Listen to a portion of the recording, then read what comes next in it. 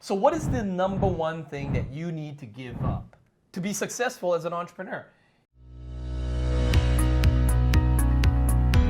You may not believe what it actually is. Stick on all the way to the end of the video. We're going to cover, and Josh Spurrell here, Canada's top CPA, most sought after CFO and business consultant, helping entrepreneurs to beat the odds with his book, 100 Myths of Entrepreneurship versus Chainsaw. Josh, what is your take on this? What is that number one thing that an entrepreneur needs to give up in order to be successful? It's something you need to give up initially and then put it back into your life. Oh, really? What is that? Okay, so it's not going to be popular. Are you ready? Yes. We're sitting down. Yes. There's going to be some haters out there who are not going to like this. Oh yeah, right? they're going to comment below. Whether you like it or agree with it or disagree, comment below. We put this one on the Instagram a while back, right? Right. And we know what the common response is. The number one thing you need to give up early in your business are vacations. Vacations. Vacations. Yikes. This is hard, you know what I mean? Right. But, you know, in the book, I think we have a quote from Gary Vaynerchuk, right? Yes. You know, we start off with a quote. It says, if you live for vacations and weekends, your shit is broken. Yeah. So, I mean, if you're 2 months into your business and you already need a vacation, it's like, maybe you made the wrong choice by getting into business for the first point, right? So when can you take a vacation? Is it impossible to take a vacation as a business owner? It's going to come later, okay? That's going to come later, right? But let's look at it. It's like, I wish I could give you a vacation, new entrepreneurs. Like, I wish you could. You know, if you're struggling in your business, I really wish you could take a vacation. But let's look critically at it. When you start your business, you either have no employees, zero, or you have employees that haven't been with you very long. Right. Okay? Yeah. You're just training them. They're still getting to know the ropes. Yeah. No one's going to be able to hold down the fort, right? Mm-hmm. Your relationships with your customers, they're in their infancy. Mm-hmm. They're not as attached to you. You just started your business, right? Right. Whether they deal with you or another supplier, right?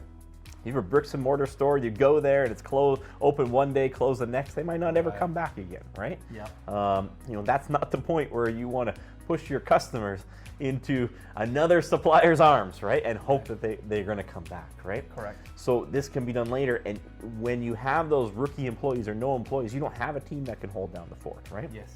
So that's reason number one, right? Yeah. It's not about convincing. It was funny, the people on Instagram, they try to convince me that it was okay. It's like, you don't have to convince me. Yes. You got to convince your customers to come back to you, right? Right. And that's the more difficult choice, right? Okay. It's not about having the consultant give you the okay to take a vacation. It's every one of your customers going to be okay with it. That's number one. Yep. Number two, let's look at the finances, right? Yep. 58% of every business is started with $25,000 or less. That's right. You put it here in myth 29, right? That 54%. So, you know, when you say this, and this is by org, by the way, score.org. You know, we work with a lot of new business owners, and our meetings with our clients are usually scheduled 30 days in advance. When choosing meeting dates with new business owners, it is not uncommon to find that they cannot make a proposed date due to a vacation. Yeah. They'll say, oh, I can't come to that meeting because I've got a vacation coming up. I mean, they got a 3-week European vacation. They're 2 months into their business, right? Right. And we wonder why, you know, 4,999 people out of 5,000 can't build $1 million business, right? So number one, we have, you know, kind of the new relationship with customers. They're not that stable, okay? Yeah.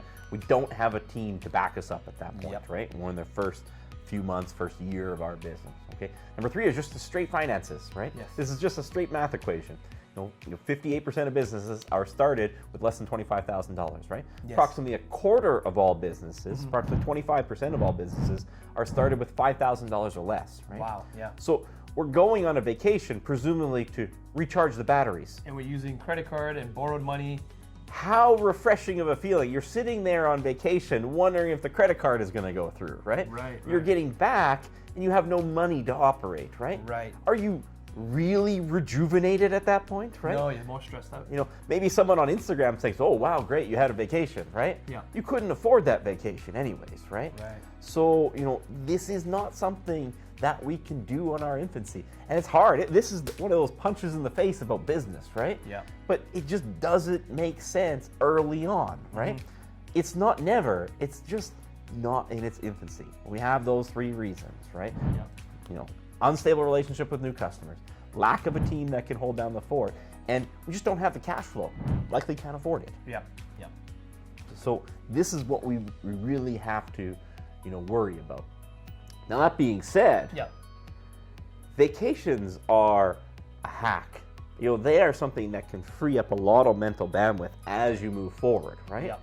And so we as entrepreneurs, we shouldn't be focused on how do we get a 1 or 2 week vacation in year one. Yes. We should be thinking about how do I get a week off every month starting in year 5?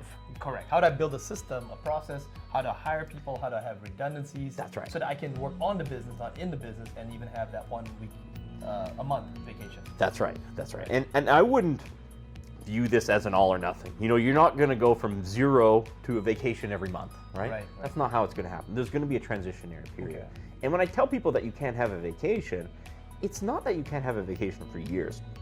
In fact, if I could go back in time, I probably would take more vacations early. I think I was 4 years in before I took my first 1 week vacation. 4 years in. 4 years in, a couple days here and there. I was being too hard on myself. Yeah. And I probably underestimated the critical thinking skills that return when you have a vacation. Correct. You have a fresh set of eyes, right? Yep. Some of the best business ideas I've come up with have been while I was on vacation. Correct. Right? There was nothing else coming at me, and I just got this idea of, hey, I could do that. Right? Well, I was told by several other mentors. I've spoken with other multi-billionaires as well too, and they all said, they even quote, I think it was J. Paul Getty would take like 3 months out of the year. Yeah.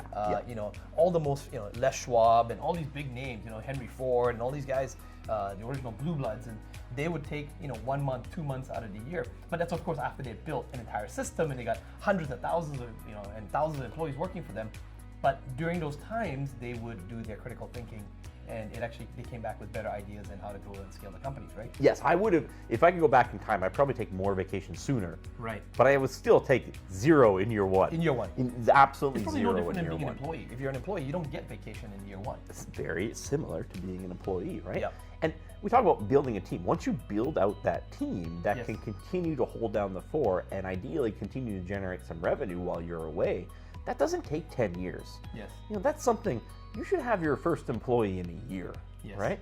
And if you don't have your first employee in the year, what the heck were you doing in that year that you couldn't get to that point, right? Right. You're probably not serious about actually scaling this business. You're probably still living in that myth that if I keep it super small, it's going to be easy, right? Mm-hmm. Not knowing that keeping it small in business is like driving a unicycle through traffic. Yeah. You're going to get hit eventually, right? You got to get a little bigger than that so you can lose an employee and be okay. So you can lose a key customer and be okay. Correct. Once you get to a certain size, it'll be fine, right? Right. Then when you go on vacation, it's like, yeah, you have a number of customers.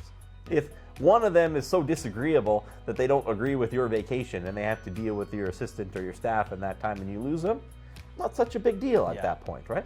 You have the cash flow and you can do it. Yeah. And they probably weren't a good fit for you anyways. That's right. So, the number one thing that you have to give up early on is vacation. Yes. And probably the number one thing that you should take on later on to be successful is vacation. also vacation, So it's this right? conundrum, right? Like It is, Yeah, the right? chicken or the egg, but in this case, it's really like the chicken comes first, maybe, and then the egg later. Correct. Right. Yeah. It has to be at the right time, right? So if you're a rookie entrepreneur out there, it's like, you need to have that Disney World vacation. I like putting them on the financial plans. Like we get really specific. They want to grow their business. Like I want to go on vacation. Okay. Right. We're sitting here in 2021. It's like, okay, we want to go on a vacation in December of 2022. Let's work towards it, right? Let's actually get it done, right? Yeah. Let's not put it on the credit card when we can't afford it now and cripple our business with debt that we're going to be paying off for years. Let's put it down there. Let's figure out how we're going to do it. How are we going to get enough customers that losing one isn't going to be a big deal? Building enough good relationships with enough good ones. How are we going to build that team? Right. How are we actually going to put some money away on doing it, right? Correct. Most of the people out there telling you that you should take a vacation have a job, people. Yeah. Only 4% of the population is self-employed. So when they're telling you need to take a vacation, it's because they have vacation pay from their set salary job that keeps coming in. Yeah. And they're trying to guilt you into taking that vacation early because somehow it's going to leave you more recharge. You're going to be sitting there with a credit card bill More wishing stressed, you didn't yeah. do it, right? Right. So, this is a really, really touchy subject, but the math is very, very clear on it. Yeah. $25,000 or less, 58% of businesses. Correct. Now, by the way, if you haven't already got a copy of Josh's book, check it out in the description below. Hit the subscribe button. Now, Josh, in these videos here, and also the ones that we post up here, all the other series, we always give some action items for the entrepreneur. If I'm a brand new entrepreneur right now, it's quite obvious, don't take a vacation. But should that entrepreneur maybe map something in there, like we talked about in the financial plan. Map something in 1 year ahead of time, maybe 2 years ahead of time. Yeah. Should they hit some sort of KPI? Should they write out some number? And if they hit that, don't feel guilty. Go reward yourself. Put it on the calendar because it's got to be scheduled, right? So Yep. you have to have the discussion with your family. Yes. It's like, hey, I'm going into business now, or I'm at a point where there's cash crunch in my business now. We can't do it this year. Yeah. It's not going to happen, right? Right. And don't think that you're going to change this in a month, right? Yeah. This is something that's probably going to take you a year, right? Yeah. We're sitting here, end of September 2021 right now. I'm Yes. thinking like, okay, late 2022, Yes. you have vacation. Right. Let's work towards it. For example, if I'm going to take, I've got 2 kids, wife, so for us, just even bare bones, a vacation is usually $10,000 or more. Minimum, right? You want to go to Disneyland, easily $10,000. $10,000, no Plane problem. tickets, hotels, rentals, Yep. and eating out dinners, and forget about even buying all the souvenirs and stuff like that. Yep. That just doubles it to $20,000. But just $10,000 worth. How much revenue, if I'm someone very specific on numbers wise, how much revenue should I generate as a goal in order to be able to afford that $10,000 vacation? Very specific to that business and that margin, right? Right. But I would say, man, if you don't have that money in the bank right now and you could take it out of the bank right now, Yep. plus the tax owing on it too to take it out, right? Right. You shouldn't do it, right? Okay. We shouldn't be taking a vacation with future money. We should be taking a vacation with existing money, right? Earned money and profit money, right? We talk about, good debt. Is this good debt? Credit card debt for a vacation that you couldn't afford is not good debt. It's very bad You're debt. not going to come up with this genius idea while you're on it. You're going to be stressed, right? Understood. So communicate it with those people in your life that hey, it's just not realistic right now. Yeah. But we're building towards December 2022, and I mean like vision board type. You got the picture of the Disneyland resort or the beach, and it's like this is what we're going to do, and I got to do steps 1, 2, 3, 4, 5, 6, 7, and 8 to Yes. get there. And then I do them this month or that month, right? When you start getting closer, you got the money in the bank. Now we put it on the calendar, okay? Right. So maybe you're working here in September right now, and by September next year, you actually got the money in the bank. Now we're going to put it on the calendar for December. We're going to plan all the way up to that. How we're going to do that? We're going to let the staff know. We're going to let the customers know. Right. It's going to be the easiest transition, of all, right? And then you get to the point where you're mapping up all your vacations for the full year in advance because you know how to do it. Right. Well, I hope you found that tip helpful. Go ahead and implement that. If it actually made a difference, let us know in the comments below, or even write some questions to Josh and myself. We're happy to answer those questions for you. And with that, we'll see you in the next video.